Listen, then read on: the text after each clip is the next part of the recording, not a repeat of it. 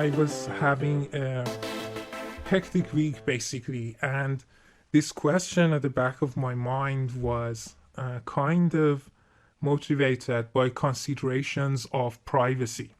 So I'm quite recently thinking about the fact that is privacy really intrinsically valuable or not? Is it a value in and of itself?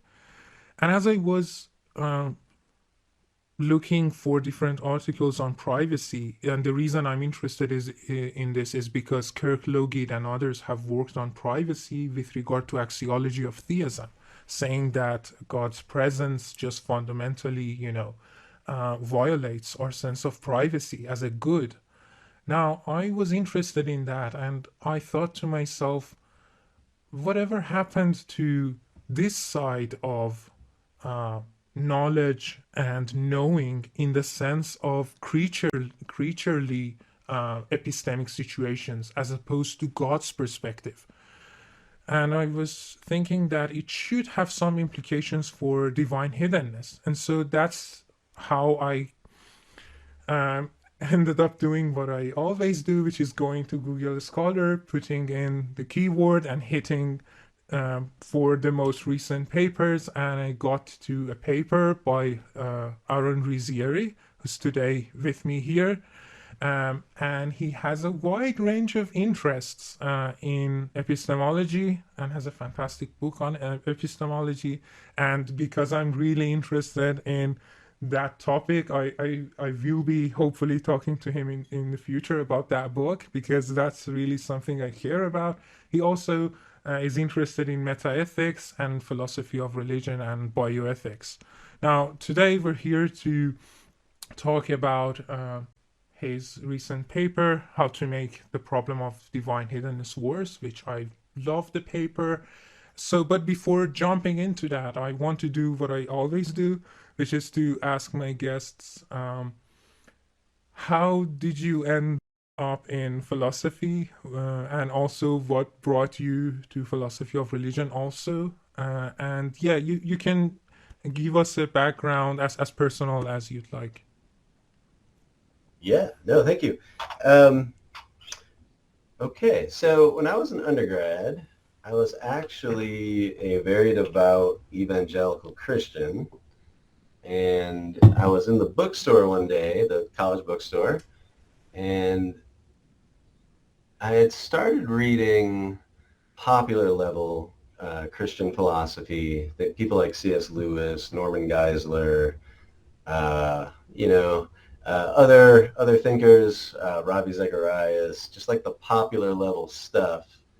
And I was turned on by the discussions. I thought, okay, if one is going to have a worldview, one should be asking about the nature of the universe, the nature of the self, the role of religion in society, all these Before questions. you go any further, might I ask, like, what kind of age were you, and what moved you to kind of these books initially?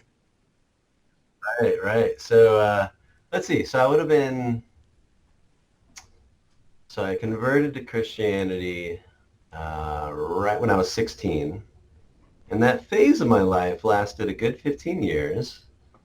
And then the time I'm thinking of when I began the formal study of philosophy, that would have been my junior year of college. So I would have been 20 years old.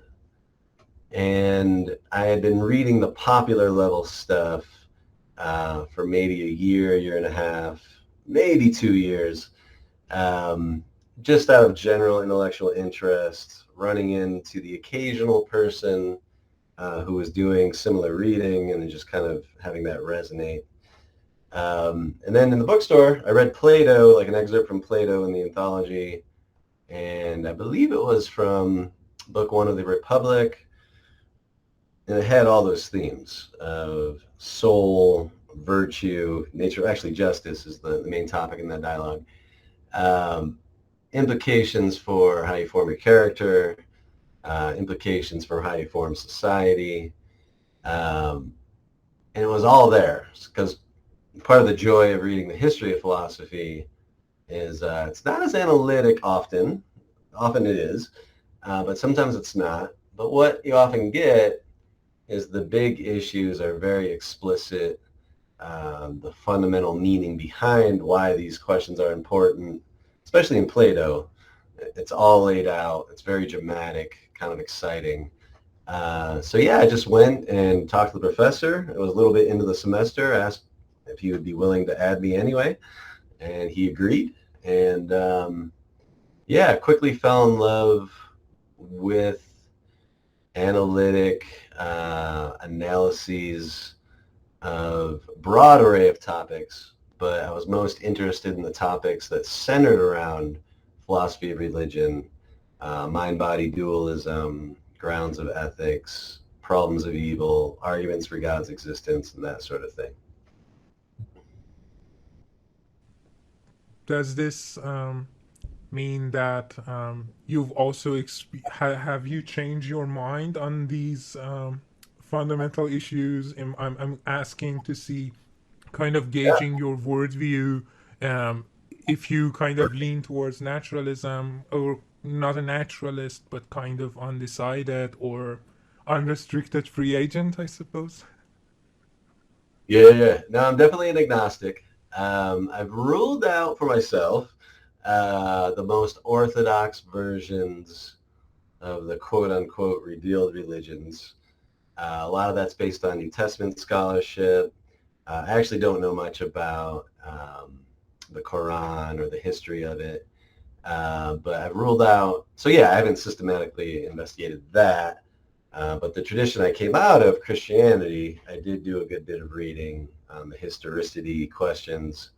And then, the whole doctrine of hell, and just the fundamental psychology of you're on God's team or you're not.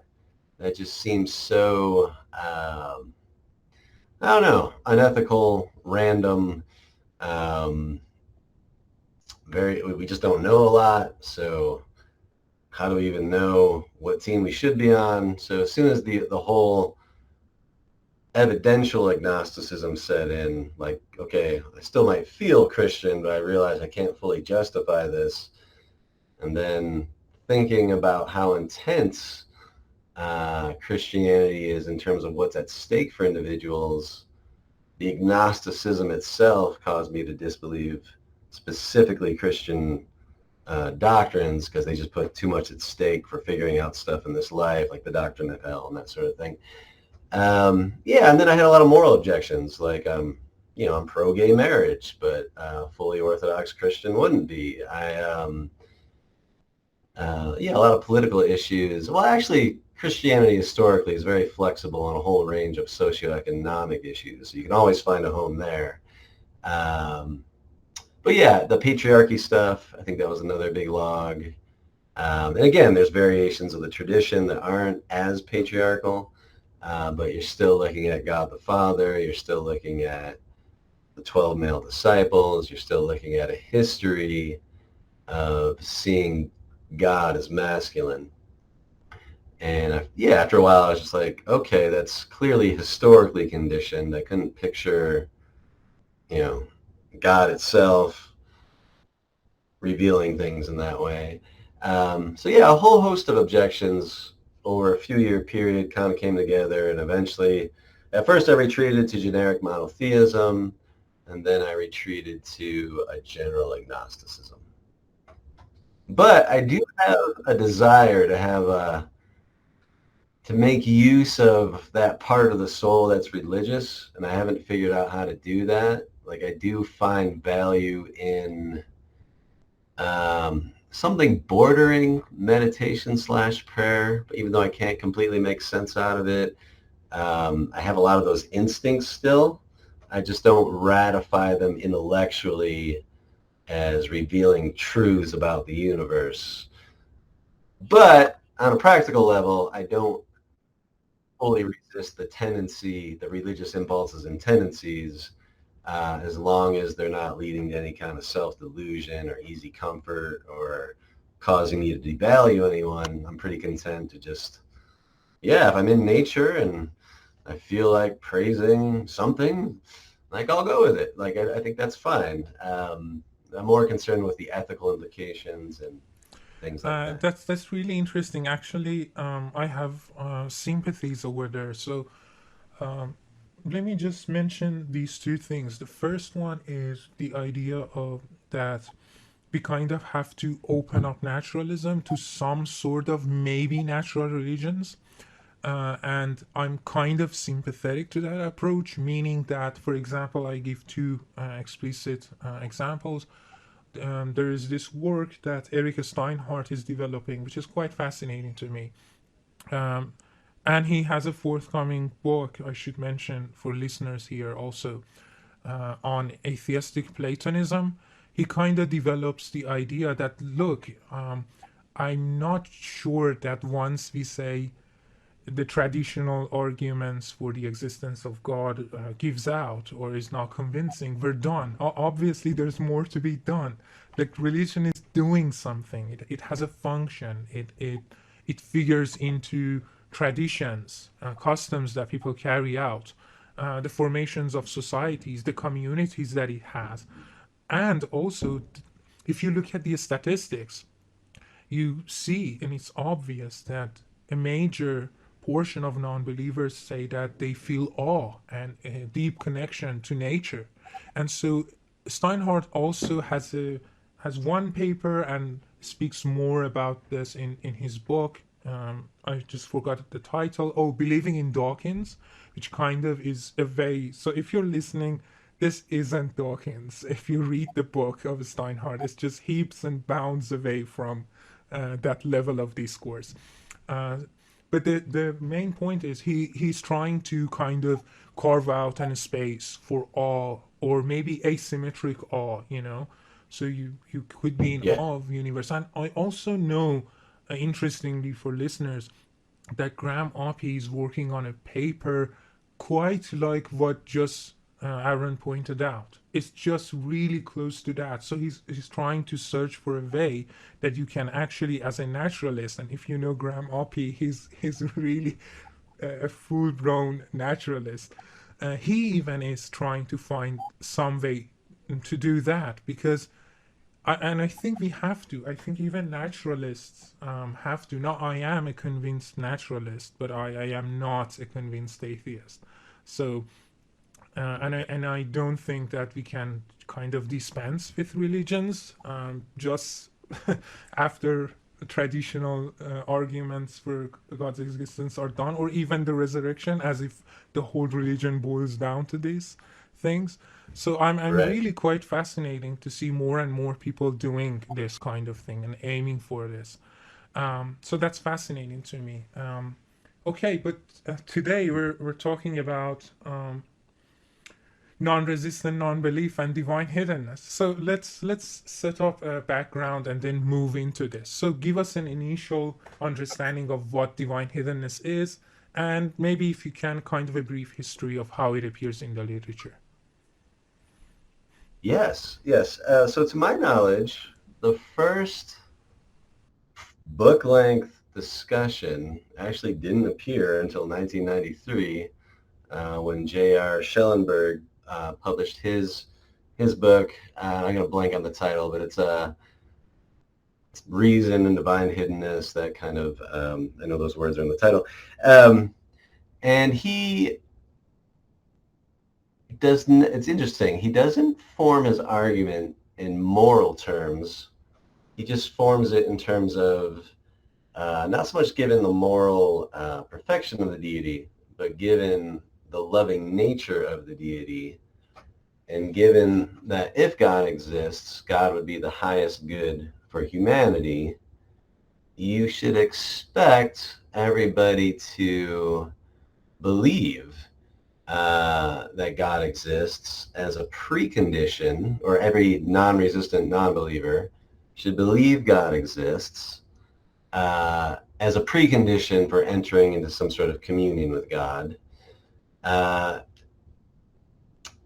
the idea being, a loving God may give people the freedom to not believe he exists, or it exists, or enter into that communion if they really didn't want to. So he focuses his attention on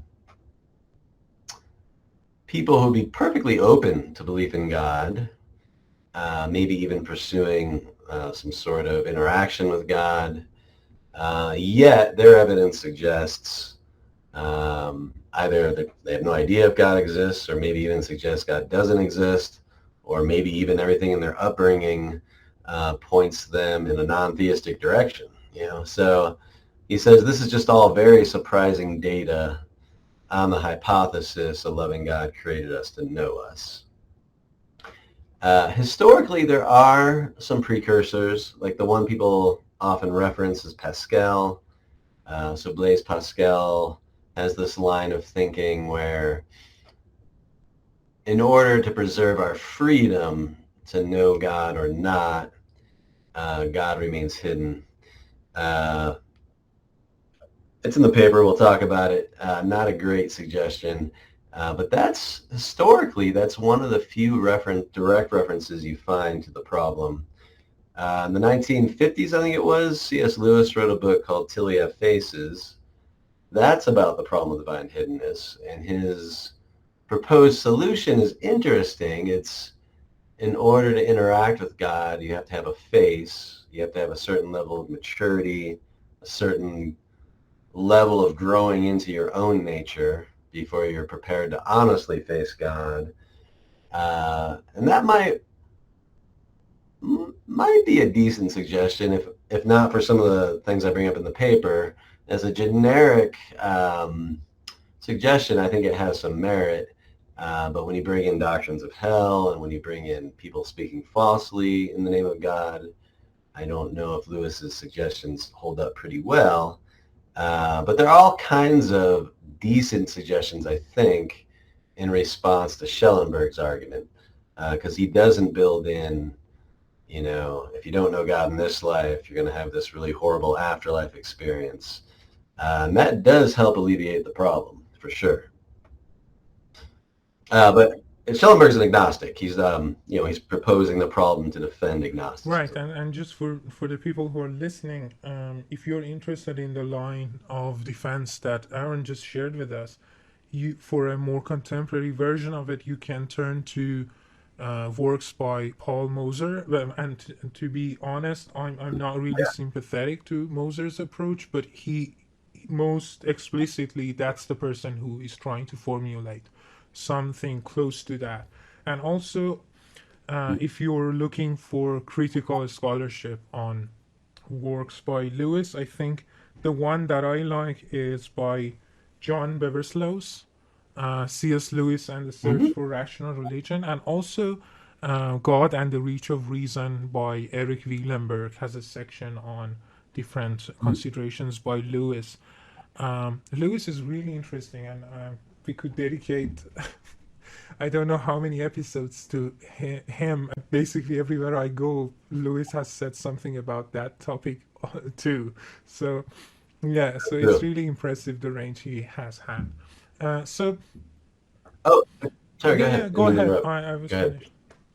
I just remember the title, just for your audience. It's Divine Hiddenness and Human Reason. That's the Schellenberg book. Right. And just to also point this out, that very recently, Schellenberg has been part of a special issue of a journal that I cannot remember, but if you go to Google Scholar, you can see it. It's very recent. And he gets into dialogue with William Hasker and others again.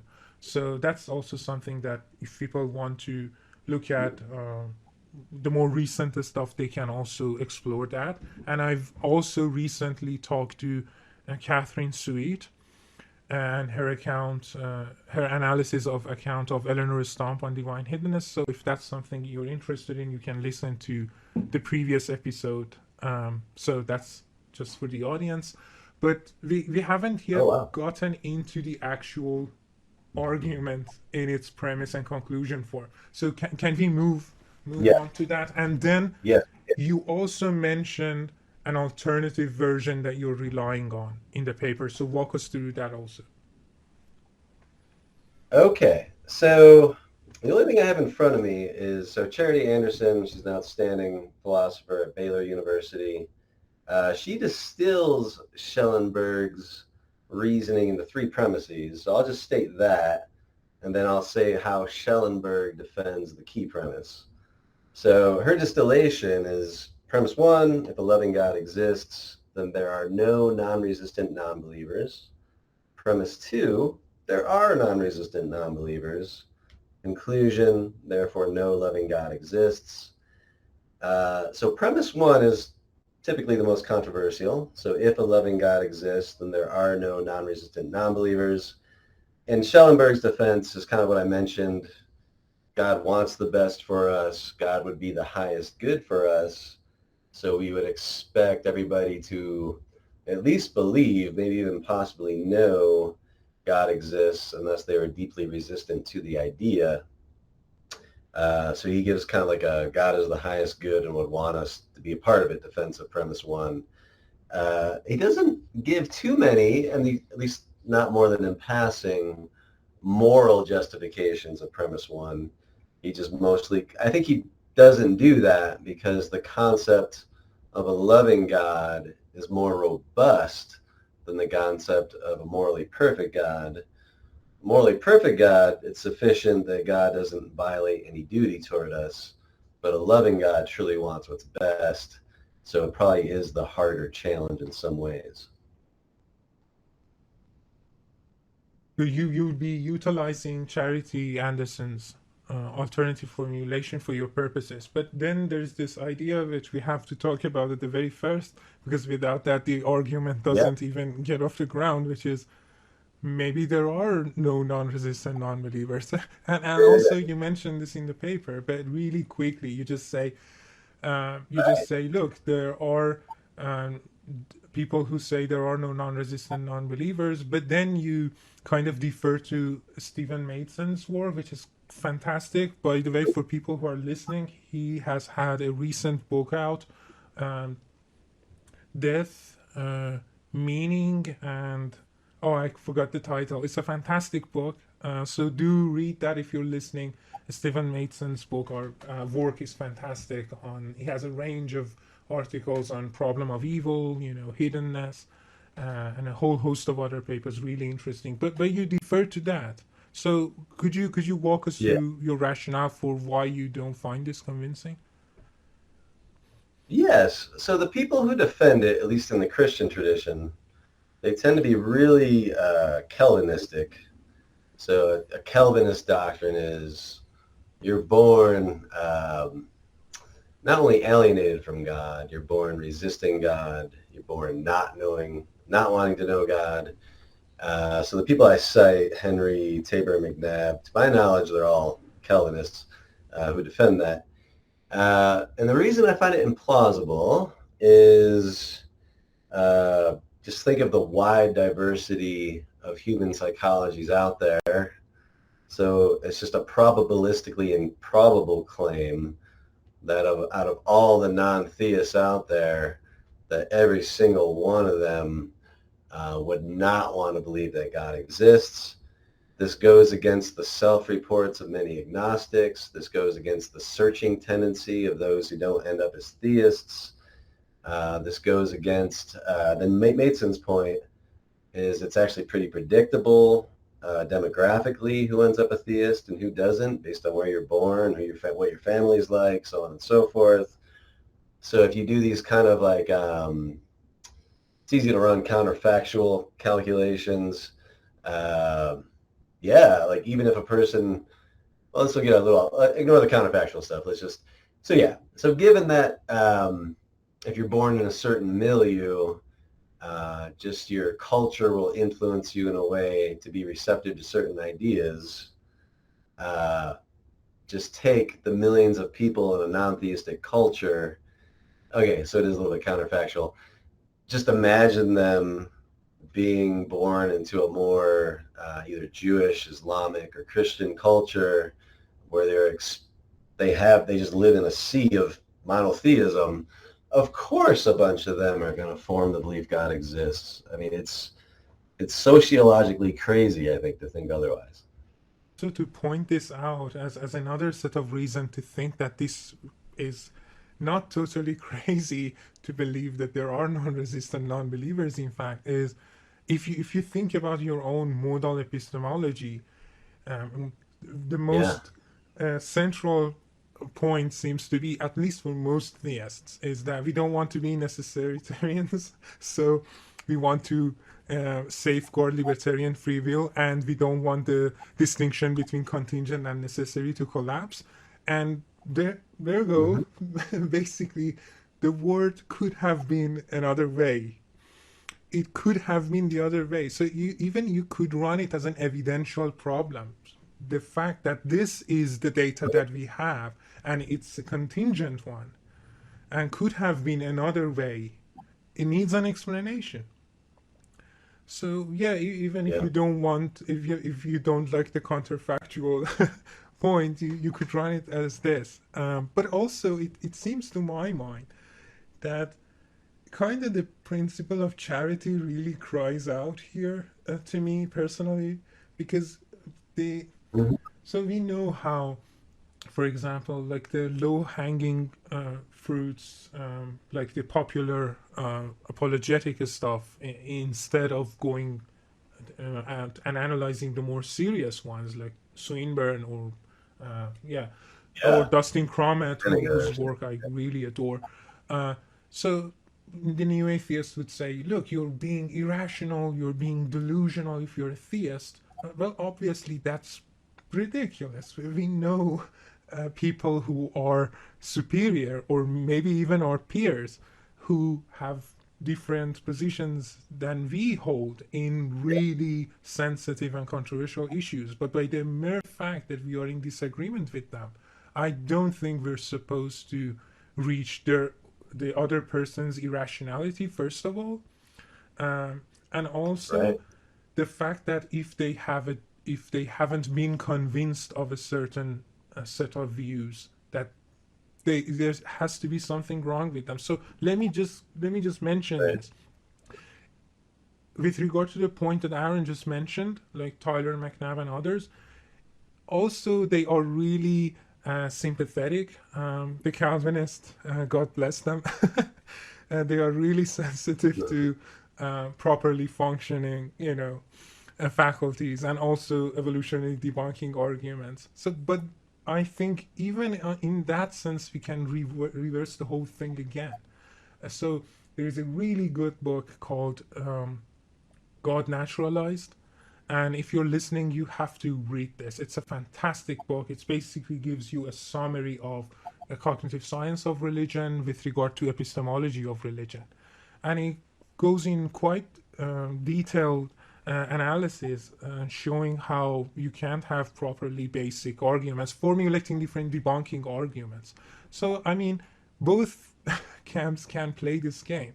But to me, honestly, it seems too soon to say if we have a case either way for debunking arguments. It's just too soon. So that's one reason I'm not sympathetic when it comes to Tyler McNabb and others. To put a kind of emphasize your point, C.S. Lewis coined a phrase for this. He called it Bolverism. It's a play on words on Bolshevism. So the Bolshevist or the communist would just insist anyone who disagreed with them, they were already poisoned by the system. And then Lewis notes that in the 20th century, Freudians did this to the religious believer. So you're projecting. Marxists did this on more sociological grounds, like you just have a need for these afterlife hopes because you're so oppressed, so you have them. And then Lewis acknowledges, actually I don't know if he acknowledges, but what St. Paul's doing in the book of Romans, those who don't believe are suppressing the truth, it's the same ad hominem assault. I'm assuming what you believe is false. I'm going to give you a character defect to explain it, and I'm not really going to argue about the merits of the case. I think that's right. Like these kind of psychological, sociological, even deeper evolutionary debunking moves before you've assessed the rational credibility of the position. It's putting the cart before the horse. You need to know something's irrational before you explain how it wasn't arrived at by Yeah, I reason. think I quite love the way that Richard Swinburne puts this. It says, look, this is wonderful if you have this belief and it's properly basic and rational, and then it follows that, yeah, you're good to go. But then, great, now let's find out if this is really true or not. So, Absolutely. yeah, that's. I'm not going into any more detail on this. But okay, so Yeah. so far we've talked about basically had established a background. Now you give three different arguments related each one Yes. differently to divine hiddenness. So the first one is divine hiddenness and the afterlife. So let's go through that.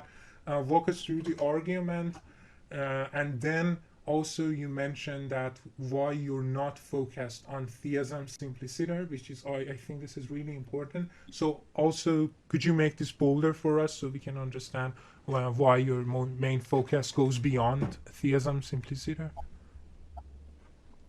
Yes. So let me do that first, then I'll do the argument. So theism is more plausible, arguably, than something like, the Christian tradition's the one I know best, so I'll just kind of camp out there. But a lot of versions of theistic religions, they add in their own problematic, rationally problematic, morally problematic doctrines. So it's interesting, so if you ever read like a debate on the existence of God, or watch one on YouTube or whatever, like William Lane Craig will defend theism, talk about the problem of evil, and there's like this elephant in the room. But okay, yeah, God might have good reasons for allowing evil in this world if the next world's okay, but Bill Craig will be sitting there having this belief in hell where most maybe of the world ends up. So it's like, okay, so how can you, it's almost misleading to give a defense of theism if you're committed to full-blown Christian theism with this very morally problematic doctrine of hell. So to really reach theists where they are, I mean, there's very few just philosophical, I'm a theist. No, it's usually a commitment to a tradition that goes well beyond core theism and has commitments, historical commitments, afterlife commitments, specific moral commitments. So it's important to assess theism as practiced by most theists as opposed to, just the bare bones, morally perfect, all-knowing, all-powerful business. And then the Before you argument. jump into the So argument, I just wanted to mention something really quick, which is what you said actually, Paul Draper, which I love his work, kind of captures this idea under the label, he labels it the fallacy of suppressed evidence. Yeah, and he totally. says, look, yes, Yeah. there are considerations in favor of theism. No one is going to deny that. But at the same time, you have to consider the considerations that are on the other end also. And that's where I think this appeal to afterlife is not going to cut it. But okay, let's go back into the argument. Okay. All right. So this is the enhanced argument from divine hiddenness based on any form of theism that entails a failure to know God can cause one to have what I call negative afterlife experiences. So I'll read the argument, and I think then we'll talk about more specifically about what that means, the whole negative afterlife experience. Okay, so premise one, if a morally perfect God exists and human beings risk experiencing negative afterlife consequences on the basis of a failure to believe that God exists, then there are no non-resistant non-believers. Premise two, there are non-resistant non-believers. Conclusion, it is not the case that a morally perfect God exists and human beings risk experiencing negative afterlife consequences on the basis of a failure to believe God exists. The key premise is premise one. Why would a morally perfect God not remain hidden if so much is at stake? And I gave in the paper a little hypothetical syllogism kind of defending why that is. So premise one, if a morally perfect God exists and human beings risk suffering substantive and negative afterlife consequences on the basis of a failure to believe so, then God would be morally negligent in remaining hidden. And if God would be morally negligent in remaining hidden, then there are no resistant non-believers. And that supports the conclusion, if a morally perfect God exists and human beings, that original conclusion. It's not the case that a morally perfect God exists and human beings risk experiencing negative afterlife consequences. Actually, I might have. No, that's a defense of premise one. Sorry. So the basic idea behind premise one is more colloquial. Imagine getting people together in the woods for a game, and the losers of the game get killed, and everybody playing the game only have this really vague sense that something important's at stake, but they have no idea what. So maybe they don't play the game as hard as they should, or maybe the game is unethical to play to begin with. So that's the idea. So we're all playing a very unethical game. Find the truth about God or suffer the consequences. And we're playing that game under conditions of radical uncertainty. And it's morally negligent for a morally perfect God. Well, this is morally negligent to put us in that situation. Hence, a morally perfect God wouldn't do so. For one of your central commitments that you need from the person who is considering your argument is, again, non-resistant non-believers. But then there's this suggestion that Stump makes, and so she says, and let me read it to you. And I'm quoting this from the paper by Catherine Sweet. She says, and I quote, "For Stump, knowledge of persons is not reducible to propositional knowledge. It is possible to know God without knowing that God exists. Hence, close relationship with God does not require knowledge that God exists under the description given by traditional theists or religious communities." And that could be one way people could say, yeah, no problem here. So what do you think? That's interesting. Trent Doherty and Ted Poston, they co-wrote a paper, came out in the Journal of Faith and Philosophy, and they make very similar claims. So when we're talking about divine hiddenness, so if you think of just like the meaning of a term, like often the referent of a term and the meaning coincide. But if you have an opaque referent, you're referring to an entity and you don't actually know what it's like, you're still succeeding in having cognitive contact with it in a certain way. You just don't know what it is. So if there's like a, let's say I can't see inside this, and I just refer to the content of the, whatever this thing is, the zippery container in front of me. Well, if I don't unzip it, I'm still effectively picking out the content, but I have no idea what I'm effectively picking out.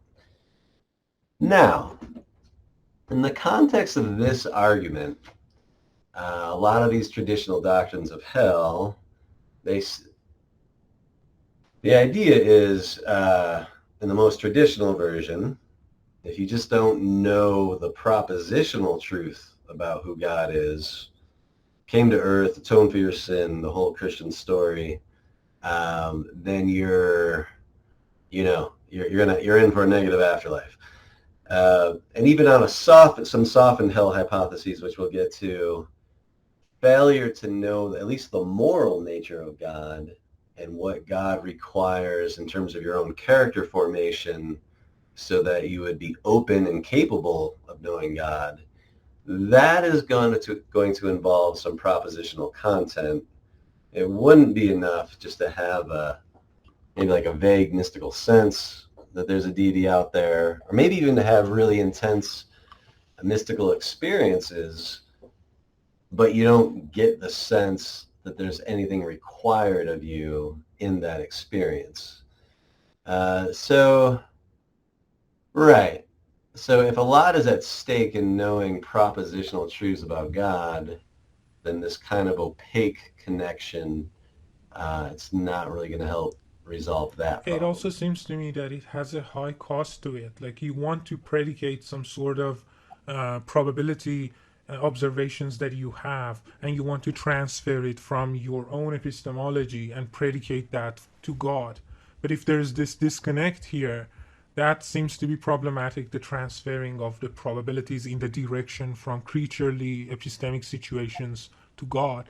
And also it seems like your main point would still stand, because I think the reason is because your formulation of the argument is kind of more modest, but this modesty makes the scope fairly wider in that, sure, but still there are different descriptions of God. So if you want to, so for example, if you are searching for the true description, as it were, and God cares for Yeah. you to not end up as, I don't know, a pantheist or something, but really a Christian or really a Muslim, for example, this means that the descriptions you be given, whether be it a Stump or Swinburne or anyone else's, then those descriptions are still kind of not ideal, or at least as they are not ideal. Now that's the most charitable response that I can think of in with regard to answering the theist. It's like, yes, maybe you're right with that amount, with that suggestion, which I don't think this is true, that the knowledge of persons is not reducible to propositional knowledge. Maybe I have some sympathies, but not the whole way that a Stomp goes. But even granting that, maybe this much conflict with the descriptions is not enough, because your object, the description under which you have the object, is important. That's the object for you. And if those descriptions are different, they do not refer to the same object. So you're Absolutely. not, again, we can go back to the idea of divine hiddenness, but you just push the problem one step further. So Yeah. okay, but you read the argument and you stated it in the premise and conclusion form. Could you read premise one again and then tell us why you think premise one is true? Okay. So if a morally perfect God exists and human beings risk experiencing negative afterlife consequences on the basis of a failure to believe God exists, then there are no non-resistant non-believers. And yeah, it's just that it would be morally negligent. So yeah, right. So if those two things are true, Right. God exists, there's huge risk we're taking. If we don't know the truth about God, there's negative afterlife Right. I just want consequences. to set the mark here for those who are listening. It's really important to understand and appreciate the high stakes nature of this that we're talking about, and also you should kind of tell us what you mean by experiencing negative afterlife consequences. Yeah, I appreciate that. Appreciate that. So let's say annihilationism is true. So let's say you or anyone on earth who fails to believe God exists, they miss out in heaven, but they don't go to any dark place like a hellish or something like that. That would be a loss, but it's not what I have in mind by an experienced negative afterlife consequence. So by an experienced negative afterlife consequence, I mean some sort of being in a place that is lonely, torturous, fundamentally unsatisfying and unending. So you're in a place that, after a period of time, maybe even we better not to be at all. So it's negligent to withhold the information from a person, especially if you set up the rules of the game. It's just morally negligent to withhold information a person needs in order to avoid a horrible fate when you can easily give it to them. It shows a fundamental lack of concern for their well-being. It shows maybe even a certain cruelty or disregard for their well-being. And that's what would make it morally negligent. You also go to a example describing a physician, a doctor. So could you just give that, because I think that really helps us to bring home the main point. Right. So here's an analogy. So I call this derelict doctor, so a negligent doctor. Your primary care physician has ordered blood tests for you that have detected an elevated platelet count. You must decide what further tests to pursue and with what level of urgency on the basis of your physician's interpretation of the results. But your doctor has failed to convey to you that cancer is a prime candidate. She merely indicates that cancer is a possible candidate. So clearly, we would think of the doctor as morally negligent, and it's a parallel setup. The doctor has information that could help you. The doctor just simply refrains from giving you that information when it's the doctor's role to give it to you. So you don't act with the urgency you should. You don't get the relevant follow-up tests possibly, and then you die of cancer when you could have avoided it. By preventing you from making a fully informed choice, the doctor has behaved negligently toward you. Similarly, the divine, in remaining hidden, would be morally negligent if you're supposed to be, if the only way to avoid this horrible fate is to get yourself into a position where you either know God or would be willing to upon exposure or something like that, or contact. So these are, pretty, I think it's a pretty parallel case. So you wouldn't appreciate a doctor doing that. You'd even sue the doctor. You'd be furious. You'd resent it. Similarly, it would be appropriate to resent a deity who does this, and that's a mark of negligence and wrongdoing. So one thing that I want to mention here is what you also point out in your paper. You go and you look at a really interesting exchange between Anthony Flew, who I think everyone knows, the listeners, and also David Baguette, really quite a nice guy. David Baguette is mostly interested in moral arguments for the existence of God, and he's a really friendly guy to talk to if you want to really talk to someone on moral arguments.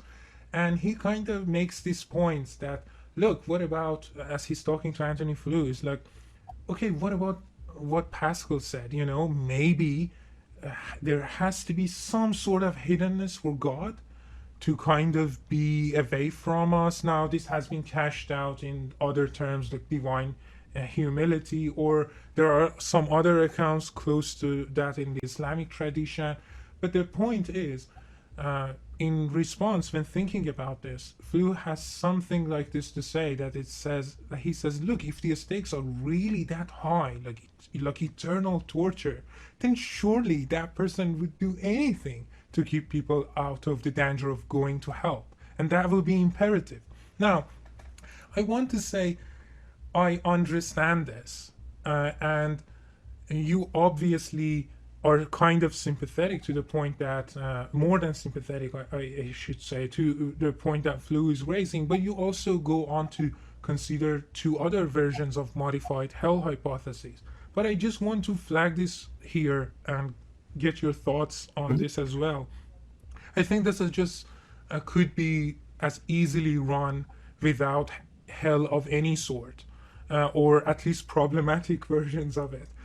If you have the best version of hell that you can imagine, think about it axiologically speaking. You have a possible world where you lose some sort of good, some sort of value by not being in the company or walking towards God, for example, as a believer or something. And on the other hand, You might have a possible world where you get that good. Now, no matter what the good is, the absence of it is surely a disvalue.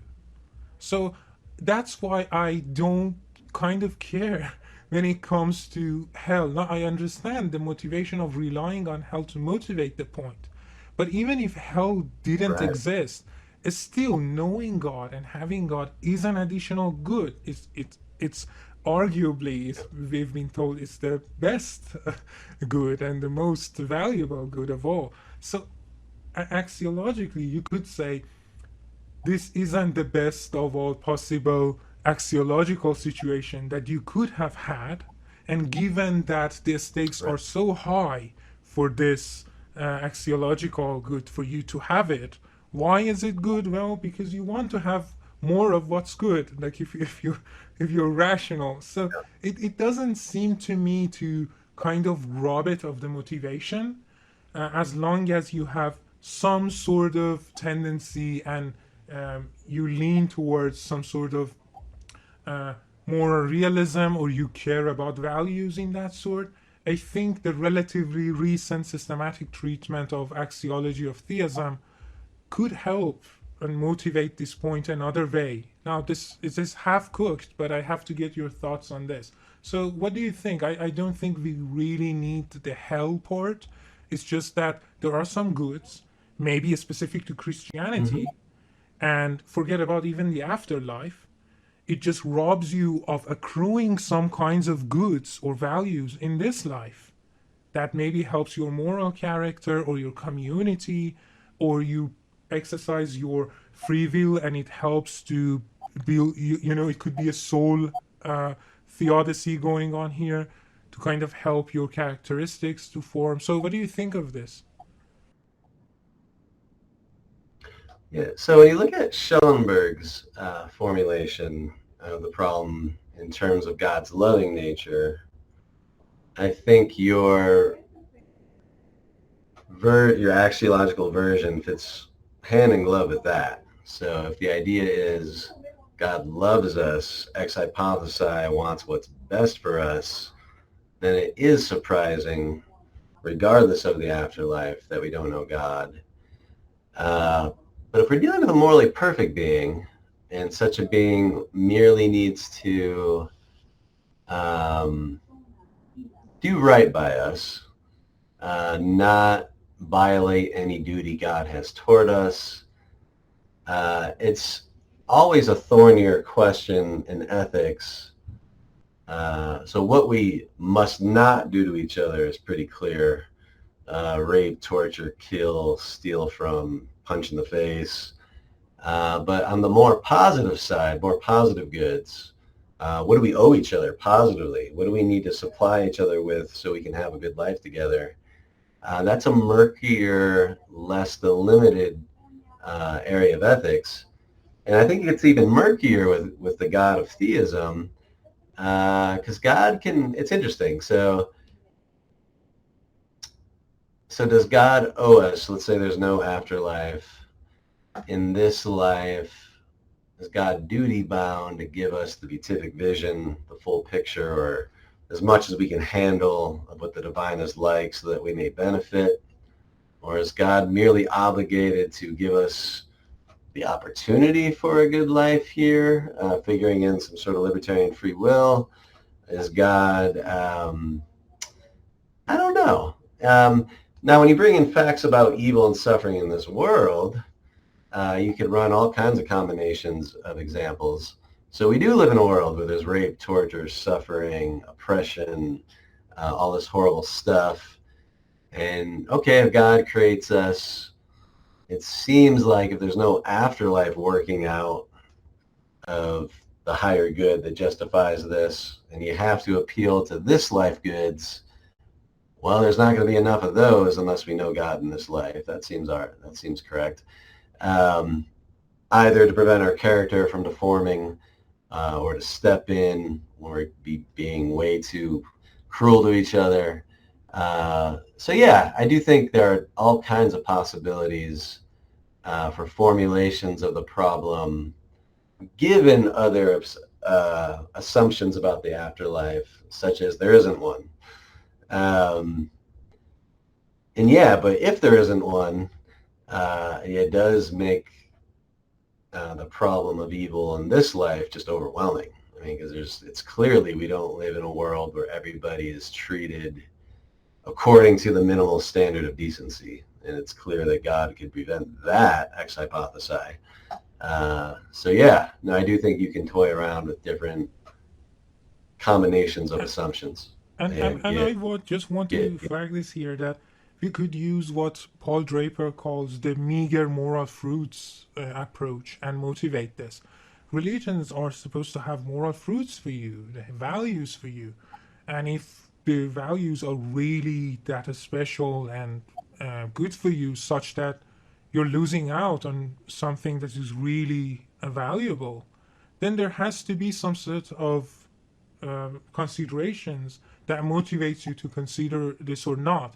But I wasn't, just to point this out, I was trying to put the argument in a Humean version, an abductive version, saying that, okay, fine, we accept all your first order justifications of divine hiddenness. I think that's the best version of divine hiddenness, to my mind at least. We accept all of your justifications, first order justifications. But we have to still talk about why this set of data as opposed to another set of data. We have to have some sort of, because they are contingent. So we have to have some sort of explanation for them. And I think it indirectly undermines theism in that when you accept the first order justification and you look at the data and you're like, wait a minute, it seems that there is this axiological consideration or this data about people who are confused, they don't know what to do, or maybe hell, think about it however you want. Still, you might have reasons that these are justified and sufficient considerations. But when you look at the data, it's like, why should the data be like geographically contained and predictable? Why should they obey sociological or political borders, for example? So, and if that seems more in line with the predictions of a naturalist, then it gives you reasons to doubt the initial first order justifications of theism. And yeah, they're just not the explanations. And I think that's the kind of the best way to go through that. Now, another thing that I want to point it out is because this reminds me of Hume. He says, look at the author of this word. Like, if you want to blame someone, in quotation, Hume says, go for the author. Because it seems you can have different authors with different characterizations for the same word. And it doesn't seem like the observation that we have quite supports only one author with these characteristics of classical theism. So that's the reason I mentioned this. It seems to me that one can run your argument even in this fashion. Say all of these are justified. All of your first order considerations are justified. But it's still, when we look at the data, we still have a problem. So that's why I really like your version of the argument here. So what are your thoughts on this? And quickly, let us move to the first modified hell hypothesis that you consider. Yeah, so Draper is like the modern Humean. He's getting us to think about problems of evil against our total evidence for naturalism, for theism, and that's right. It's how, and we'll get to it later if we talk about skeptical theism. That's how we resist that. And I think part of what you're getting at is we often treat problems of evil like logical problems of evil, deductive problems. So the idea is, okay, well, given theism, you wouldn't expect this consequence, and the theist is a little too content to say, well, it's still a possible consequence. Here's some reasons to think this is possible. And I think what you're saying is, well, that doesn't really buy you much. What you really want is something that's probabilistically viable, and you're only going to get something probabilistically viable if you have the best explanation of why the world is this way. and then you need to consult your total evidence. And I agree. I think I agree. one I can think even go stronger than this. And in the back of my mind, I'm thinking of a paper by, I just forgot his name, a fantastic philosopher, Bruce Russell. So yeah, isn't that evidence so what argument? Bruce But, Russell yeah, does basically, we can use that. So we can take your version of the argument and run a parallel version. And for example, we could use the evil God hypothesis, for example, and then, or as Bruce Russell, for example, uses, he uses the creationists. So we could construct a version of logical, abductive, or probability argument, doesn't matter which one, that goes symmetric to the commitments that theism has. And we say, look, there's a symmetry here. So either give right. us a symmetry breaker, or if you reject one, reject the other. Or so I think. Yeah. So here's one quick example. Let's say free will defense. We accept that, and it's like, yeah, fine. Which, by the way, I just want to put it out that I'm not. I don't think it's as quite a successful strategy as theists think it is. But regardless, I agree. let's say that is correct, but still we have to account for the data of free will. Why is it the case that free will appears really this late in our evolutionary landscape and our ability to appreciate this? What about other human species, Homo sapiens, who maybe didn't have the chance to exercise that much of the free will? So clearly the degree is important. The temporal location of free will is also important for our considerations.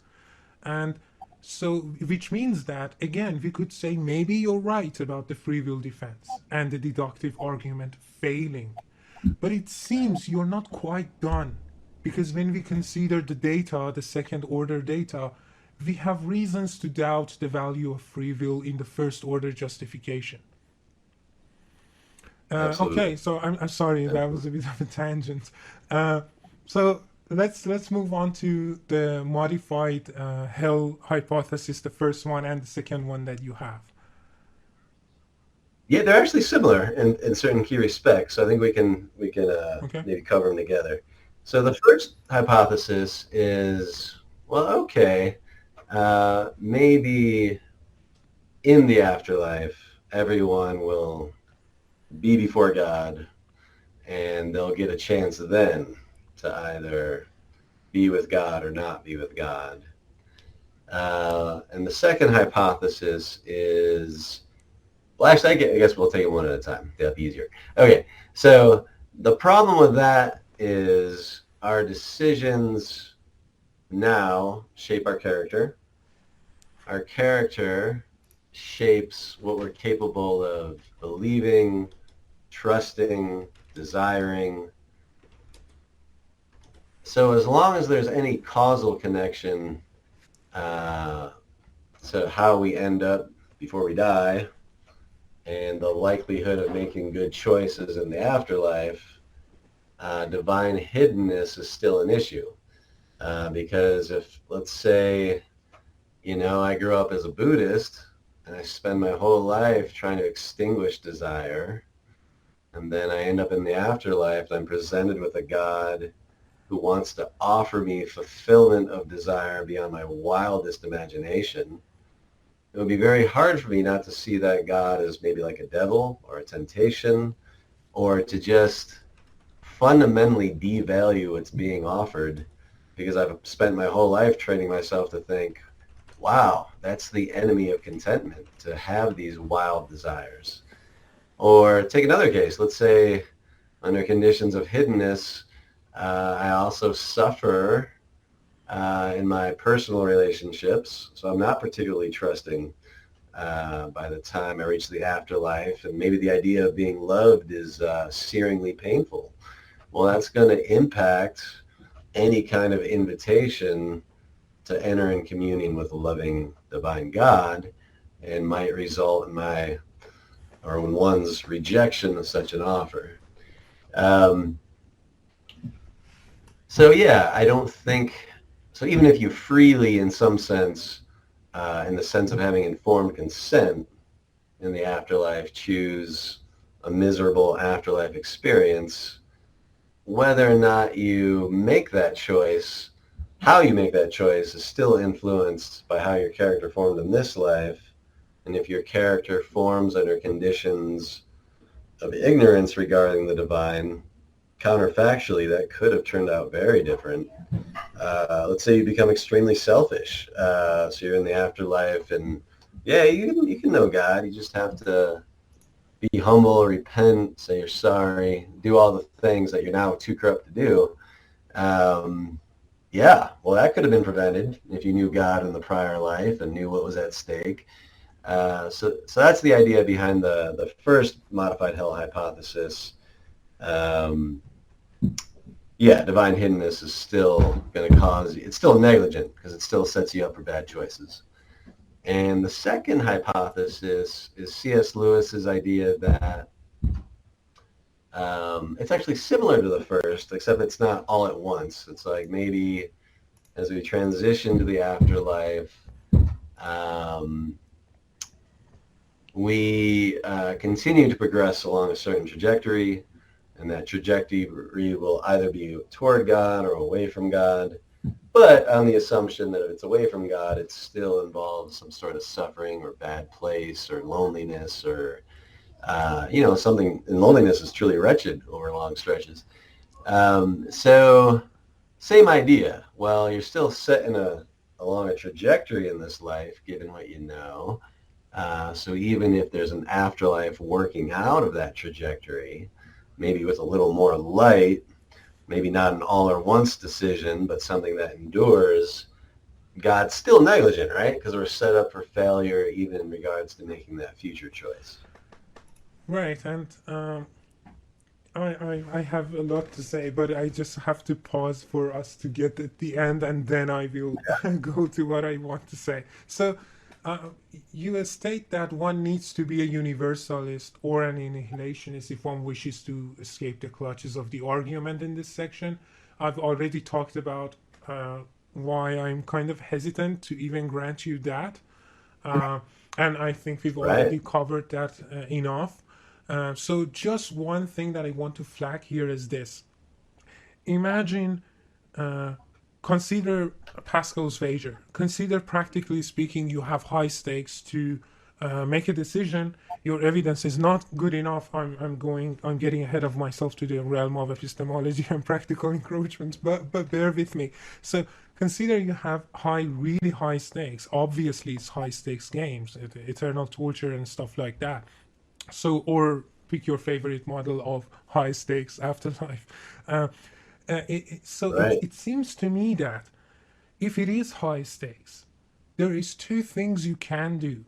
You can either discount the present by the gain of the future, or you can do what game theorists call backcasting in terms of expected utility, meaning that you could say, look, maybe I don't know the future. Maybe there is some sort of, extremely good thing at the end of this.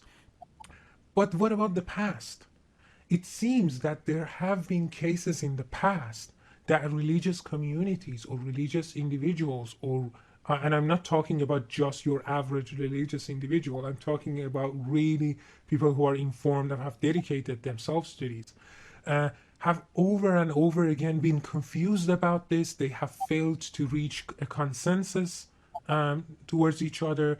Their explanations haven't been able to resolve confusions as we would like it, to the degree that it matches more the naturalists and the kind of geographical borders as it is.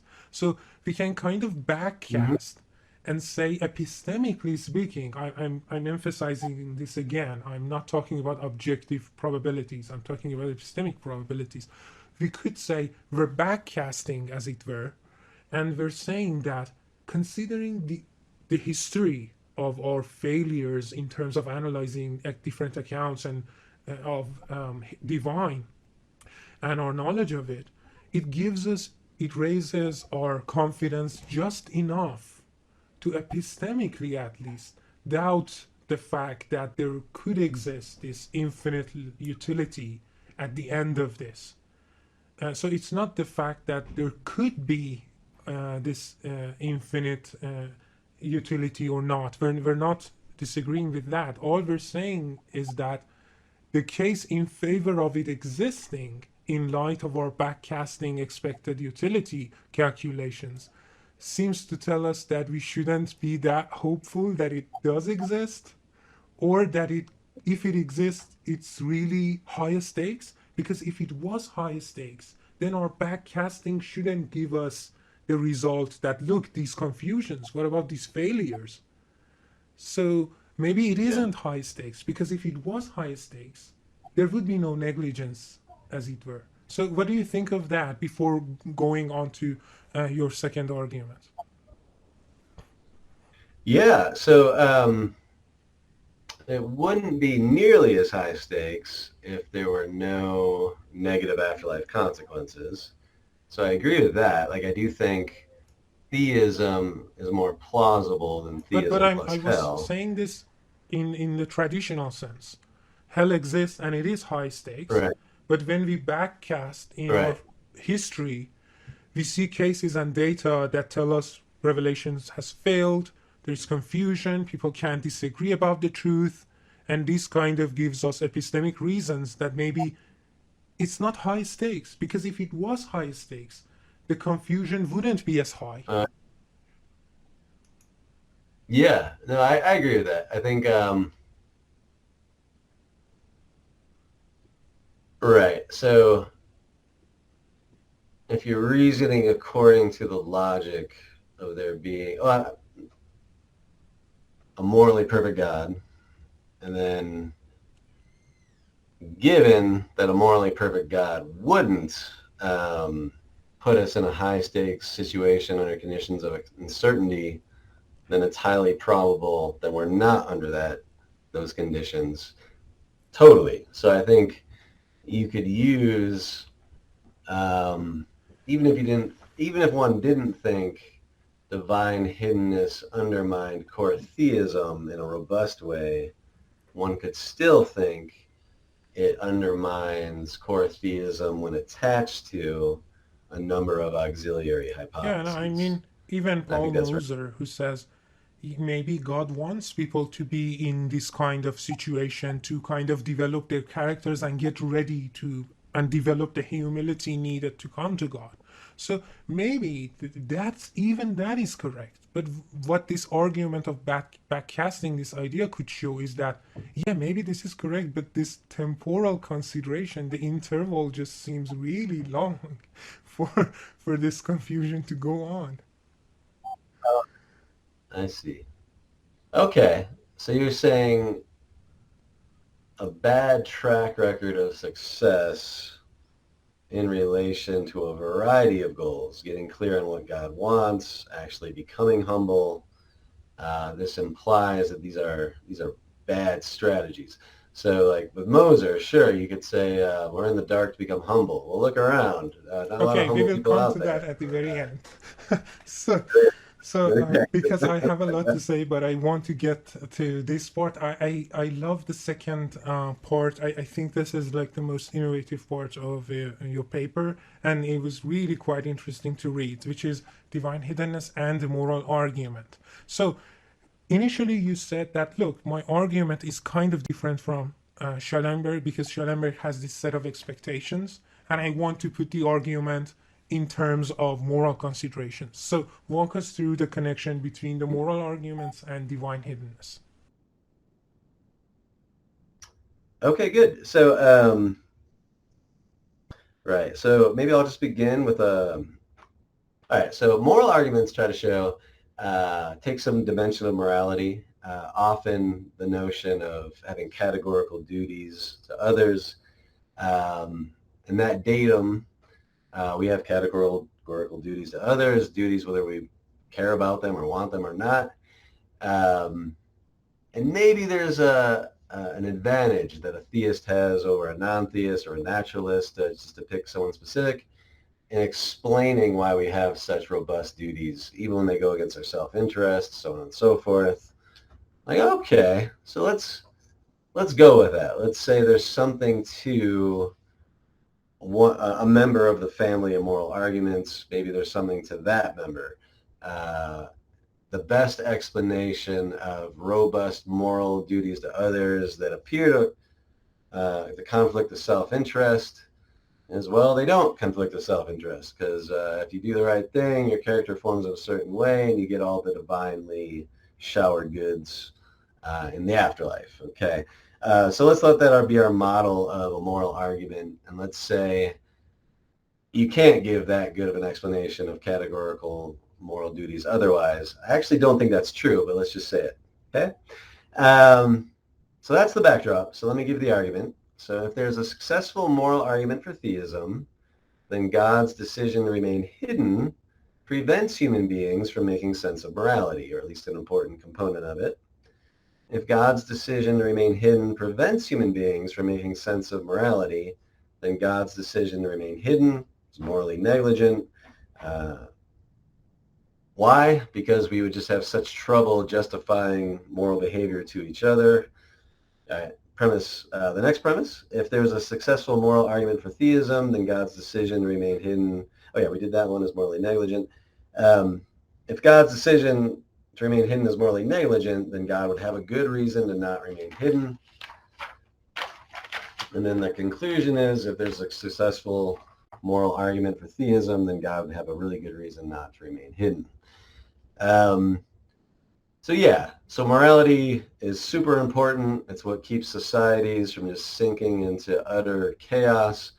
Any gain in ethical behavior toward one another has huge payoffs for well-being. So if we really couldn't make sense of behaving well toward each other, unless there's a God overseeing us, then in being hidden, God is not only interrupting our relationship with God, God is disturbing our relationships with each other. That would be a morally negligent thing to do. Therefore, God would have a great reason not to do it. You also point out to your use of God exists, and it's kind of important to you. So could you kind of go over this, because I think that's important, and you kind of later on come back to it. Right. Okay. So let's say you're a theist, and you're like, okay, one of the moral arguments succeeds. Okay. So doesn't that by itself make it reasonable to and then God do the Morian shift? Right. We know it's wrong to do X. It's only wrong to do X if God exists. Therefore, God exists. And then I point out, well, no, not so fast. You have to consult your total evidence. On your total evidence, the probability of theism being true might be really low before you consider that moral argument. So even if it's really successful, you might have only raised the probability of theism to some degree far short of knowledge, maybe even far short of equal probability, in which case the success of the moral argument does not ground knowledge that God exists. And if it doesn't ground knowledge that God exists or something close to it, then you still can't use the premise God exists as a justification of any of your moral behavior, because a constraint on having a reason, one constraint is epistemic. So ideally, you'd only use a proposition as a reason. You'd only really fully possess that reason if you have knowledge of it. And of course, you'd partially possess the reason if you had high probability. That might be enough to employ it in arguments with other people of why you should treat each other well. But if the overall probability of theism is low, even after a successful moral argument, then you don't really have much to work with in terms of using God exists and cares that we treat each other well as a premise in moral reasoning. Because you literally don't have such a reason Because to have a reason is to know the relevant fact is true or something close enough. Just let me point this out. We won't go over this, but I just want to point out that you use kind of as your motivating central theme for the moral argument, moral ontology, as is put forward by like Adams and Craig and others. But I just want to point this out right now, that you can actually use, if you're a theist and you're listening, you can actually use epistemological considerations as well.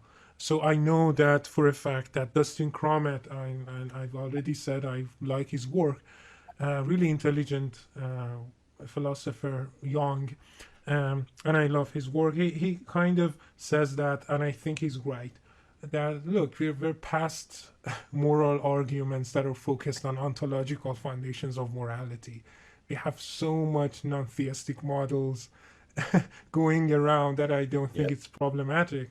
So, but he says epistemological moral arguments could carry some weight, and I'm somewhat sympathetic to that. The reason I'm saying somewhat is because if you're in your metaethics, you're a moral non-naturalist, as I am, you kind of don't care about that set of worry. But if you have a more reductionist or a naturalistic approach, maybe you have some sort of sympathies over there with Dustin too. So I just wanted to say that, look, you can motivate the same importance of knowing these things, and that they are high stakes, and we should know these information and data, even if it's epistemological and not just ontological. Because one could say, yes, maybe ontologically they have been satisfied, and that's all that matters. But that's not enough for the reasons having to do with epistemology. So I think that what your consideration also works well with more recent waves of moral arguments for the existence of God. But you also say that a strong connection between lacking epistemic grounds sufficient for knowledge that God exists or something close enough, and being a non-resistant non-believer, there exists this strong connection. So could you elaborate on that a bit? Yeah, so someone like Schellenberg, or in the literature followed him, they talk about divine hiddenness as non-resistant non-belief, but you can believe a lot of things that are hidden from you. So you might just have a hunch that the universe contains an even number of stars or something like that. Well, it's still only 0.5 probable. It's not something you know. The truth is still hidden from you, even though you strongly believe it.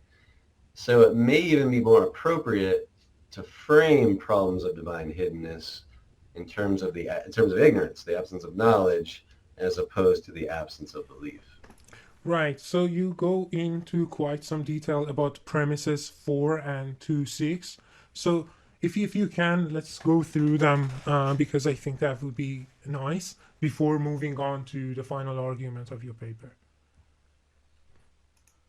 And if you could kind of mention the premises as you want to give us its difference.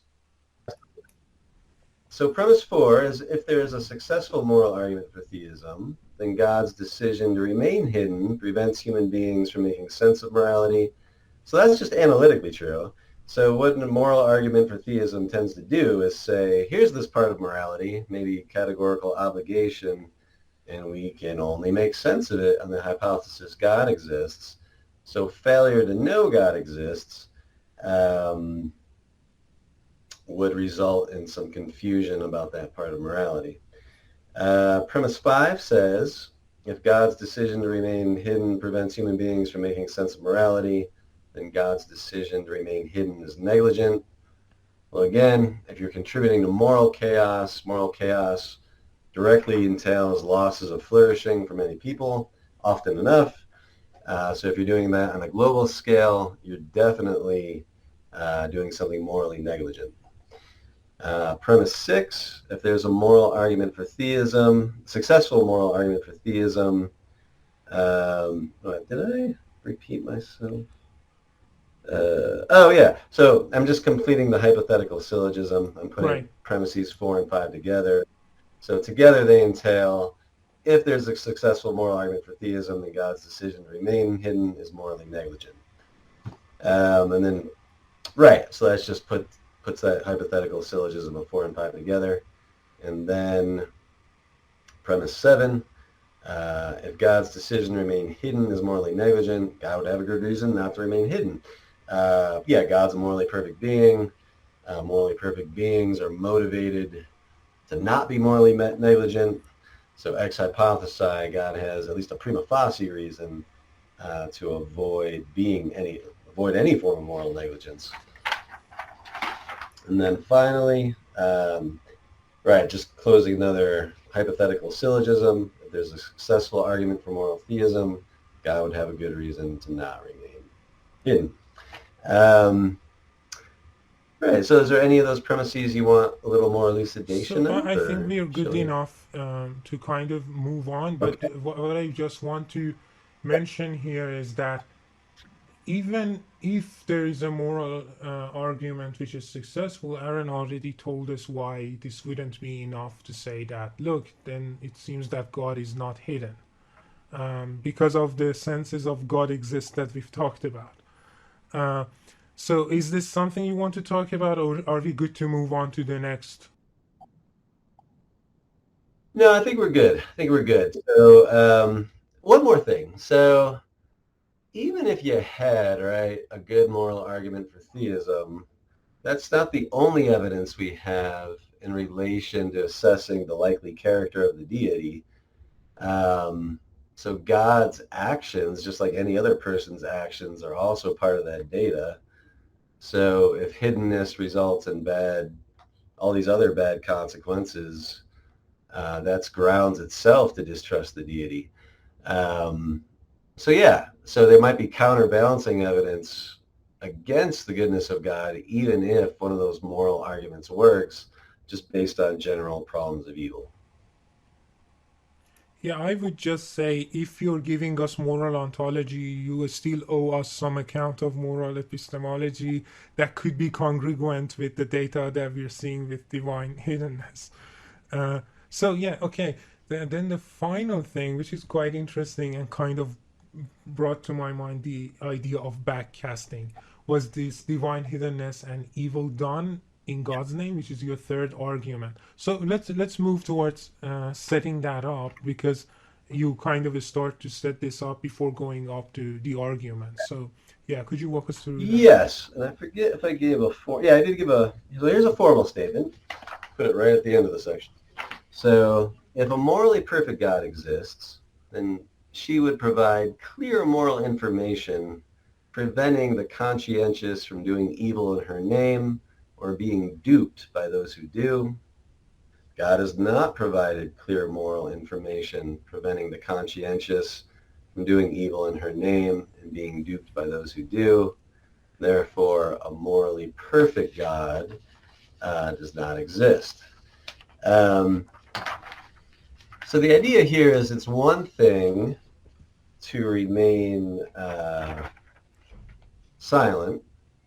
It's another thing to create the world in such a way that people are looking for that divine voice, and that void is going to be filled in very pernicious ways if you remain hidden.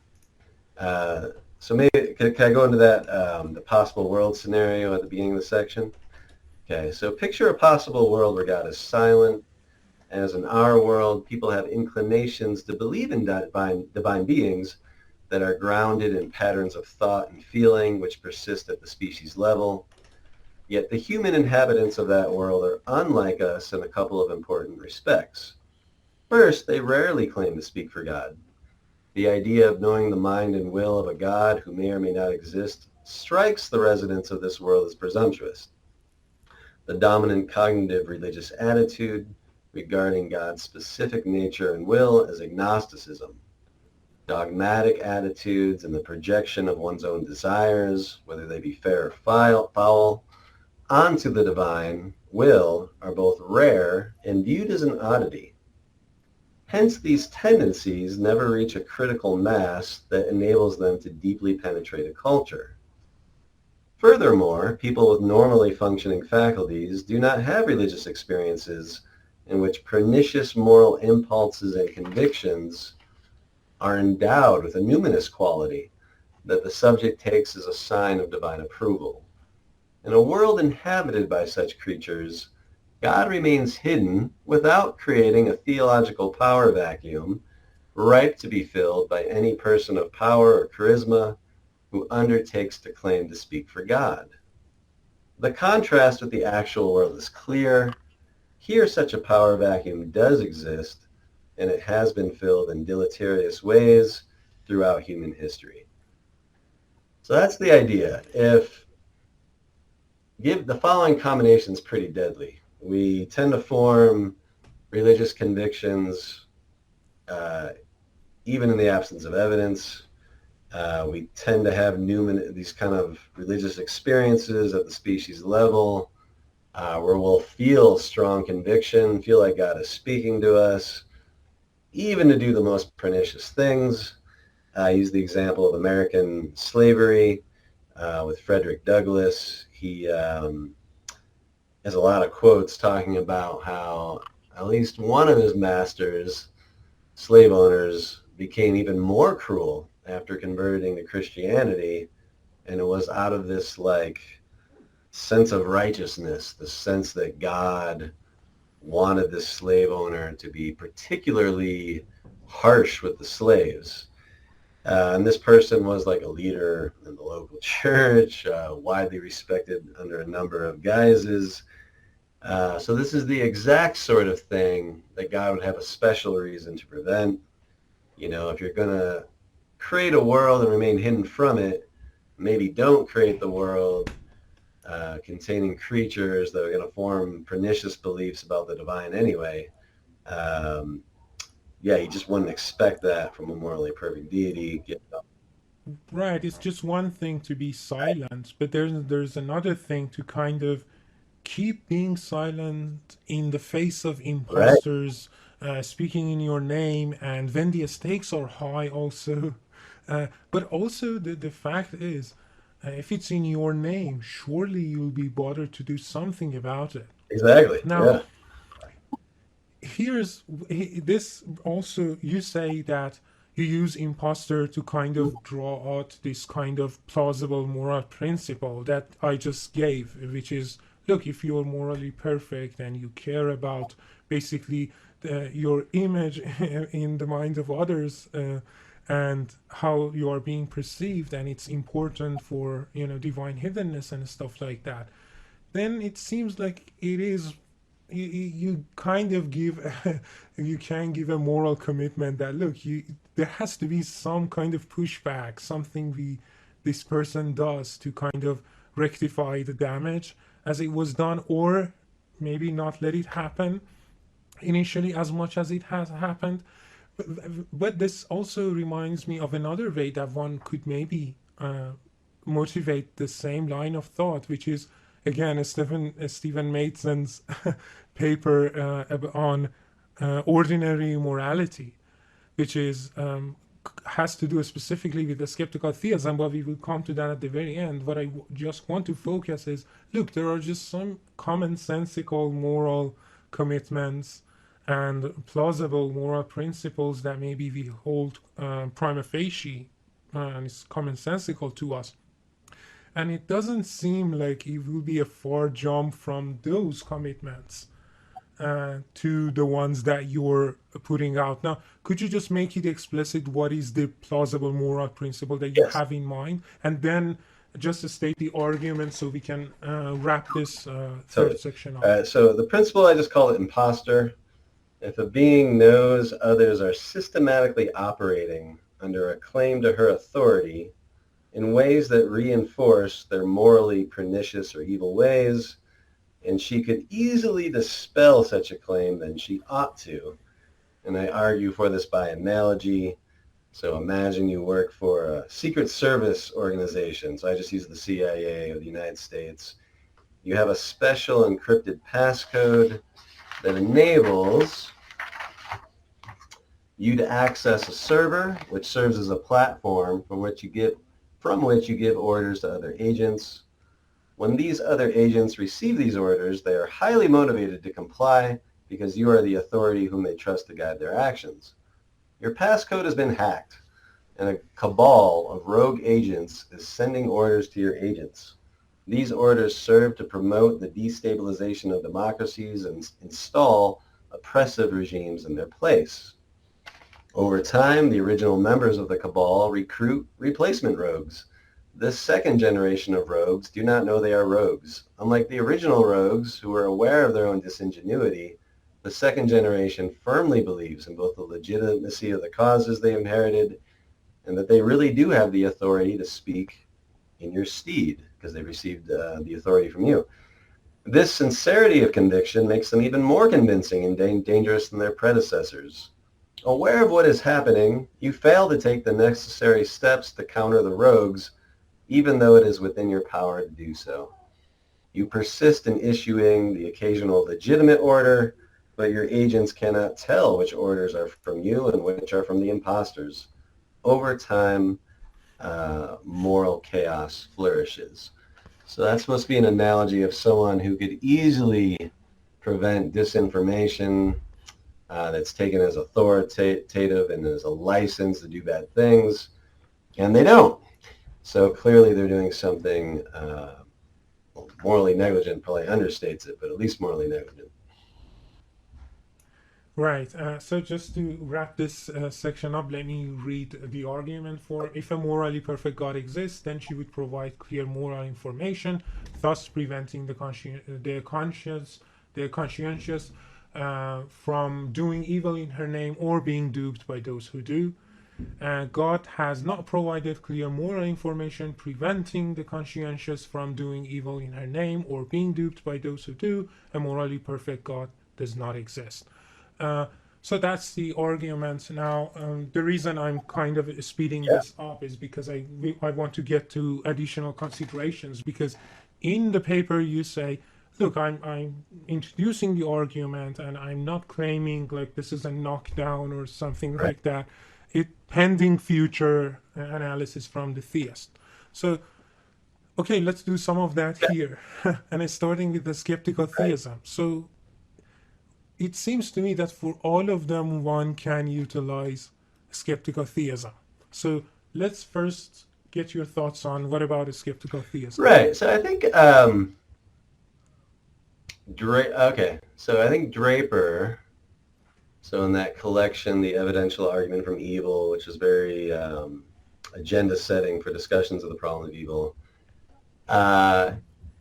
he points out, basically, look, you could be a skeptical theist. You could say, I'm not in a position to know why God would allow these things.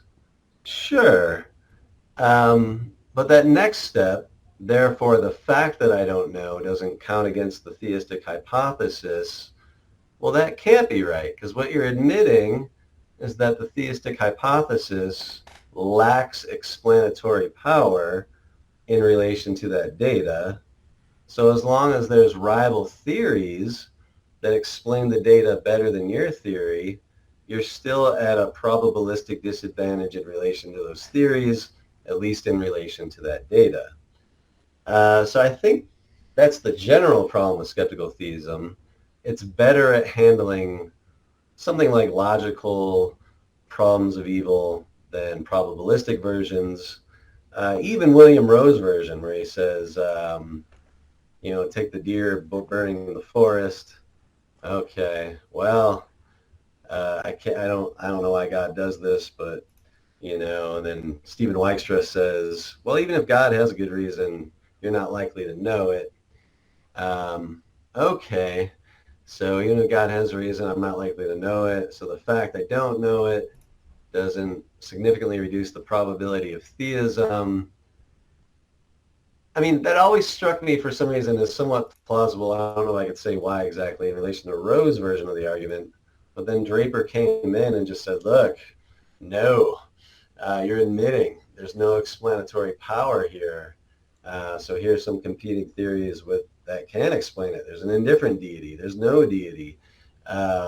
Here's a naturalistic kind of account of religious tendencies like hyperactive agency detection and the like. So if those other theories are, if they explain more, then theism's still going to lose. So there's no real free lunch there, I think, is his point. If your theory fails to explain something important, it fails to explain something important. Should reduce your confidence in the theory. Right. I think you're in the sense that saying I don't know or this is instructional is not enough to win by default. There is more work to be done. Now, remember, one could say that, look, now you're suppressing evidence because there could be other considerations that count in favor of theism. And that is true. But what we're talking about is just with regard to this data Right. point. Another thing I want to point out is, there's a lot. So one thing I want to point out is we've been told as a defeater, now rebutting or undercutting, you can run it either way.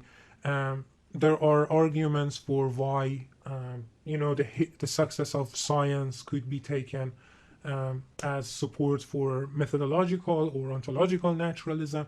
And some people say, no, actually, you know what, under theism, actually the fact that the universe is intelligible and comprehensible is what theism predicts.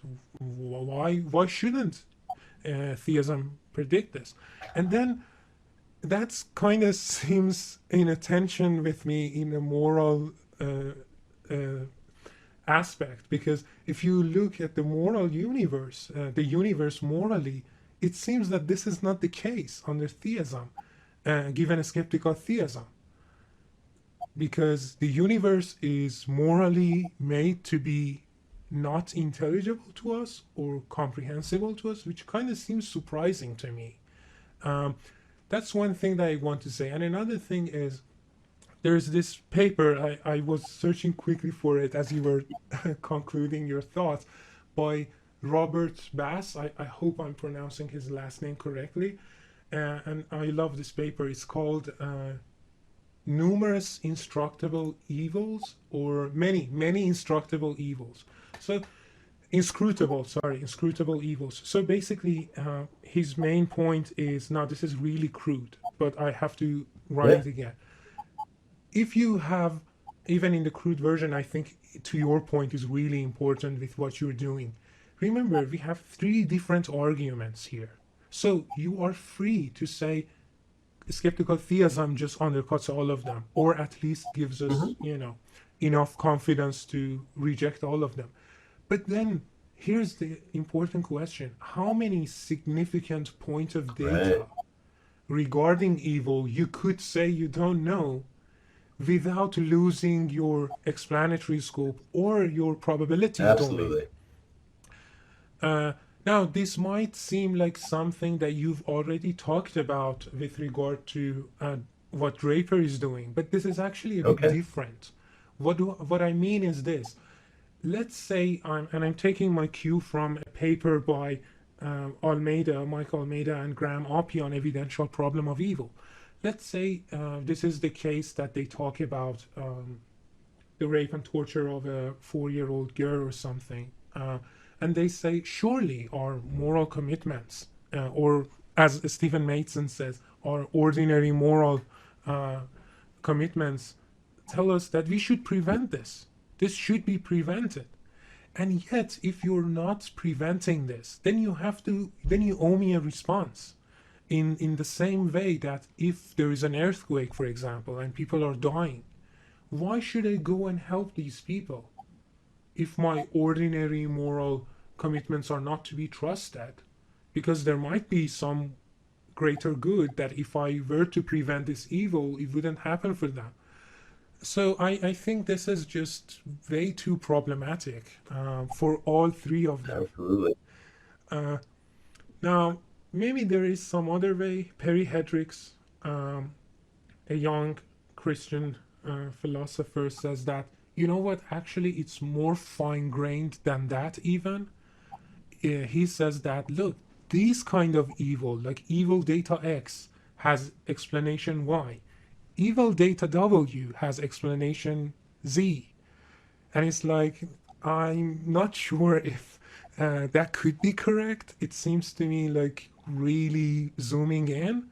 But if one wants to do that, then it seems to me that this is a game that two can play, meaning that we can just mirror the same set of considerations of inscrutable evils and say, look, this same set of evils that there doesn't seem to be an explanation for them are over there, and it doesn't fit this one, it doesn't fit this one, or this one. So I don't know. Is there anything else that you want to say about skeptical theism before moving on? Yeah, a good way to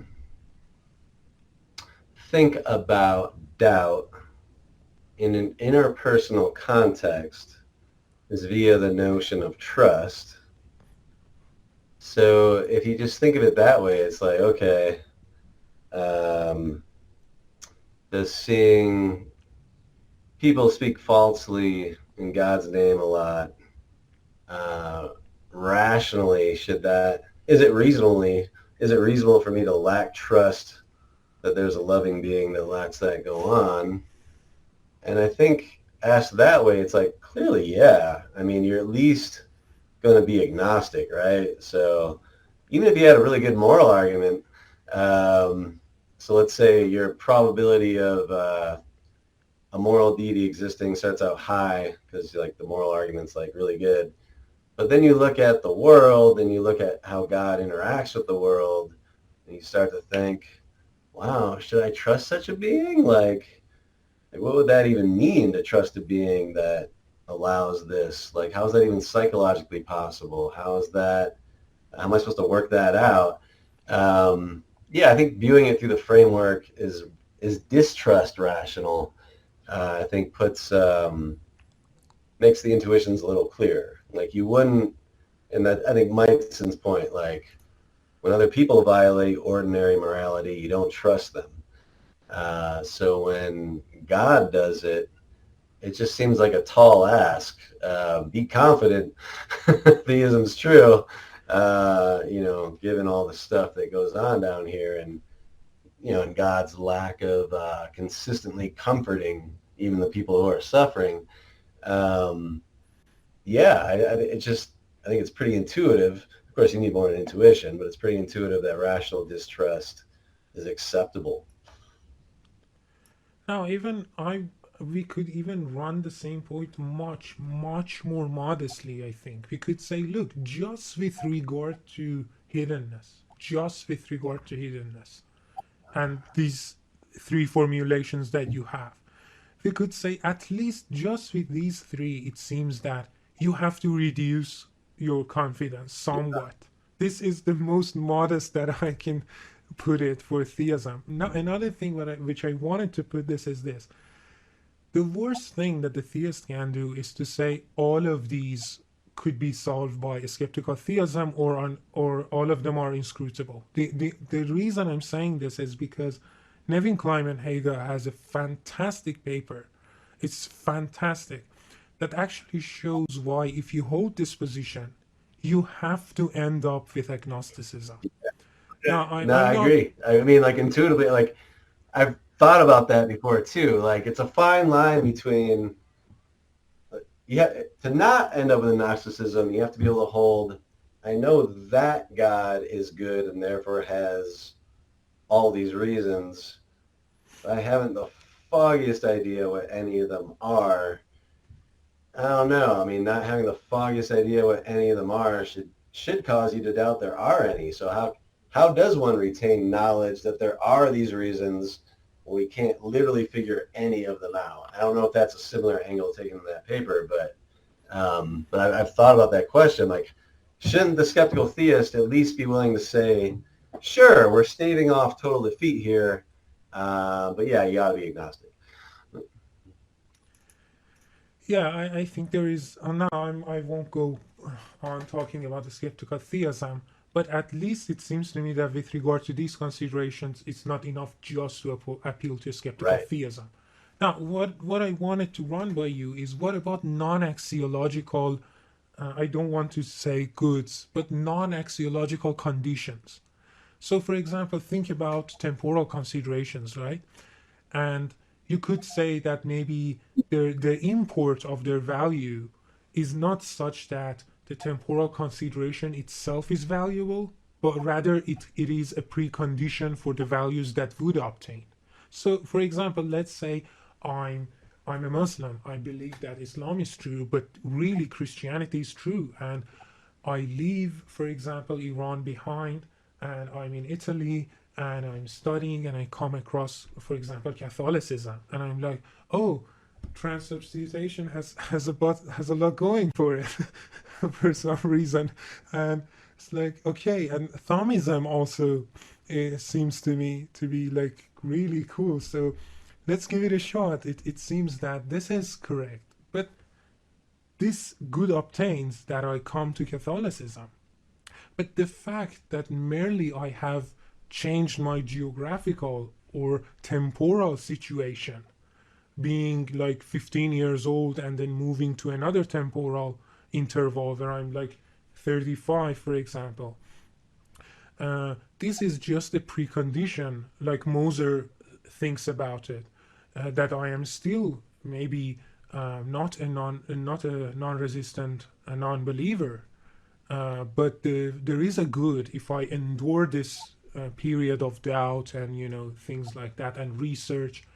But then the good obtains later on, and the good has this precursor to it, which is not moral precondition. It's just a temporal condition, or I could put it like this to be really clear. Imagine if it could be just that logically speaking, metaphysically speaking, it would have been impossible for the time series that I have experienced to be any other form. Like that is like the best kind of time series that I could have done with my free will. And it's not like God's fault for not changing the time series, because it's logically God cannot do so. It's somehow logically necessary. The structure of the time series is like such that it's necessary logically. So God can't change it. Now that's logically. But it seems to me that this can be used also epistemically too. We could say it's not true that there is some greater good always. Maybe it's not that there is just a greater good, but it's also that there are situations which have this logical structure such that they are the precursors for these greater goods. And without them, you can't get those goods. So maybe, again, these speaking in the name of God, or these mistakes and confusions all over the place, is a precursor to the good. And it's not that they are different kinds of arguments, rather it's that the nature of these arguments is such that because they target the same set of considerations, all of them implicitly entail the other one, and so the probability domain of all three arguments are just really targeting one domain of probability, not three different considerations. So this is to put it really ambitiously, but what do you think about this line of response? Yeah, I mean, to be honest with you, I think I'd have to sit with it and wrap my head around it a little more. It sounds a little bit like Leibniz, where you have there are far more logical constraints on what God could have done that we're Right. aware of. So maybe we live in not the greatest, well, to modify Leibniz, maybe not the best of all possible worlds, but I guess it would be. Maybe the best possible world isn't nearly as good as we think. So even God had this severely limited range of options in regards to what was achievable, maybe given the finiteness of the finitude of the creature, how we interact with each other. So maybe it's just hard to get a bunch of finite creatures doing anything well together. Yeah, there might be some wiggle room there for the theist. But more and more I think about problems of evil. It's just as big a problem, and this matches with a lot of things you've said, to build the confidence to begin with that there's a morally good God out there than to then start defending that view by fending off the objections. And if you're evaluating the moral character of any person, including a deity, you got to look at what the world is like and the world that deity set up. And there's enough bad things going on. It's hard to get even that initial confidence that God is good before you start fending off the objections. So as logical speculations, I mean, I think the theist is always going to be able to stave off absolute defeat. I think they're always going to be able to maybe imagine a story where, a very vague story, I bet, where things work out in the end and it was all worth it. That seems right. But you still have to question, well, why believe, like you mentioned this earlier, why believe any of those stories to begin with? They're not the only possible stories out there. Some other stories are a better fit with things we know on the ground. But I don't know if I have much specific to say about that specific theory. Okay. Thank you so much for your time, first of all. It's been really fun talking about this. And I hope I can speak to you in the future also. I will also send you my draft so you can read it. Absolutely. So this has been fun. I believe me, I love talking to you. I just don't want to keep you any longer. No, I appreciate it. I would talk for hours more, but I gotta get home. This has been fantastic. Thank you so much. Yeah, thank you, Dashcom. Thank you for having me, and I hope you have me again. Hopefully. Take care. Bye-bye. All right.